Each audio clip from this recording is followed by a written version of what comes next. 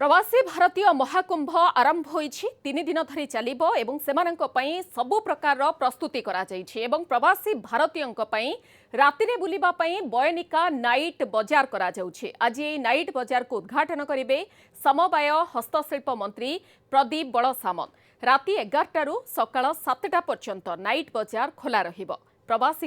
बयनिका स्वतंत्र ऑफर मध्य रखिछि। हस्ततंत बयन और हस्तशिल्प को प्रचार प्रसार करिबा एवं प्रवासी भारतीयों निकटरे पहुंचाइबार लक्ष्य नहीं एभली आयोजन करा जाइछि। ए संपर्क में अधिक सूचना देवाई आम सहित सीधासख रोचंती सहयोगी दीपक मल्लिक। दीपक, प्रवासी भारतीय महाकुंभ आरंभ होईछि एवं प्रवासी भारतीयों को आम राज्यर कला संस्कृतिर झलक देखाइबा पई सबु प्रकार प्रस्तुति करा जाइछि। बयनिका नाइट बाजार खोला जिवो 11 रु सकाळ 7टा पर्यंत। मूल लक्ष्य कौन रहुछि?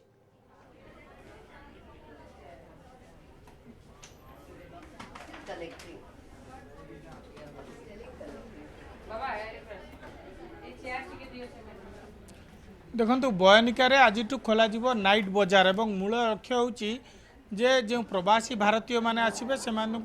ओडिशा कला संस्कृति सहित परिचित करवा एवं से डिस्काउंट रे किछि जिनस प्रदान करा जिबा। सीधा सड़क दृश्य देखापी चाहिए बयनिकार प्रस्तुति सरी बाहर फूल टंगा जाइछि एवं ठीक 10:30 रे विभागीय मंत्री प्रदीप बड़ सामंत आसी यहाँ उद्घाटन करेंगे एवं सिल्क साड़ी ठू नहीं संबलपुरी बोमकई एवं सोनपुर पाट ए सबू प्रदर्शित करा जाइछि जहाँकि सेमानकु प्रदान करा जिवो एवं डिस्काउंट सहित से समस्त प्रस्तुति सरी एवं सीधा सड़क आप दृश्य देखुंत एवं भी बयनिकार भिड़ रही जो नाइट बाजार खोल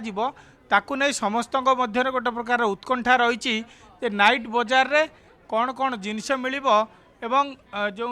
प्रवासी भारतीय माने आसिबे सेमानकु कौन प्रदान करा जिवो से नहीं सीधा सड़क आप प्रतिक्रिया टिके नवा। सर कौन कौन राति जिनस रहिबो राति 11 रु नाइट बाजार जो खोला जिवो?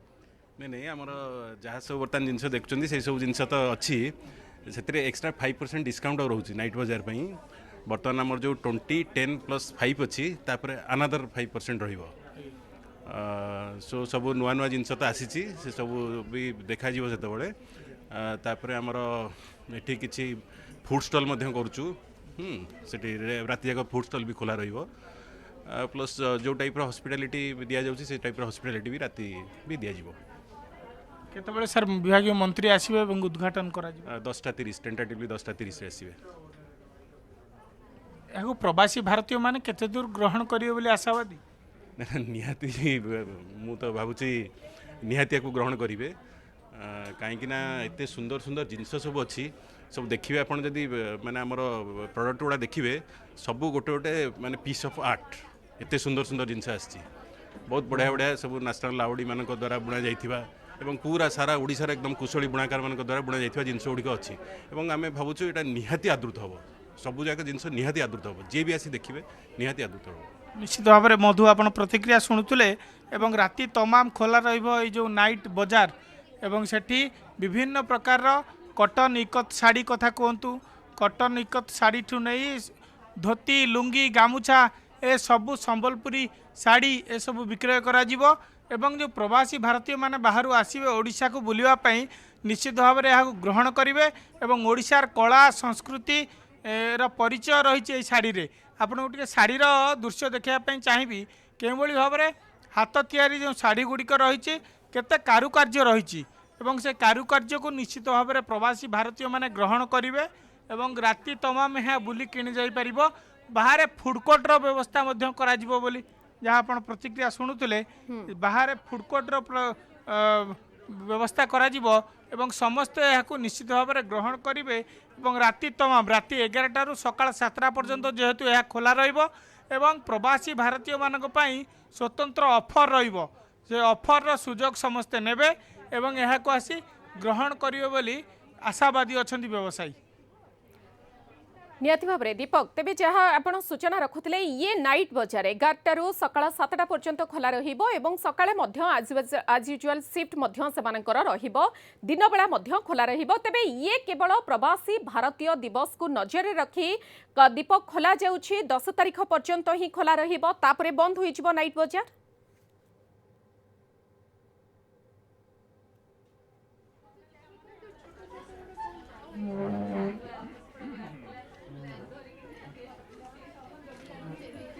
आज्ञा प्रवासी भारतीय आगमन को नहीं यह व्यवस्था करा जाइछि। नाइट बाजार यह पूर्व केवे बयनिका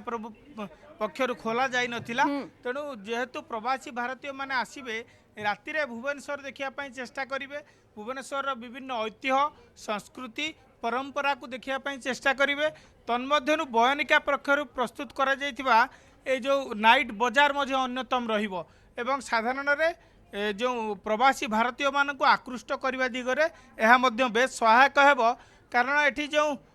कारुकार्य रही हाथ तियारी विभिन्न सिल्कर शाढ़ी कथा कहतु जोड़ धोती लुंगी गामुछा ए सबु प्रवासी भारतीय मान को निश्चित भाव में आकृष्ट करिवो एवं ता सहित प्रवासी भारतीय मान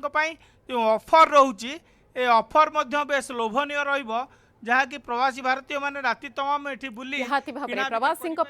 स्वतंत्र ऑफर करा जाइछि बयनिका तरफरु तेबे हस्ततंत्र बयन और हस्तशिल्प को प्रचार प्रसार करिबा एवं प्रवासी भारतीय निकटरे पहुंचाइबार मूल लक्ष्य रहुछि एवं ताकू नै एभली आयोजन करा जाइछि। बहुत बहुत धन्यवाद दीपक मल्लिक आम सहित सीधासलख रहिथिले जे संपर्क में अधिक आलोचना करुथिले।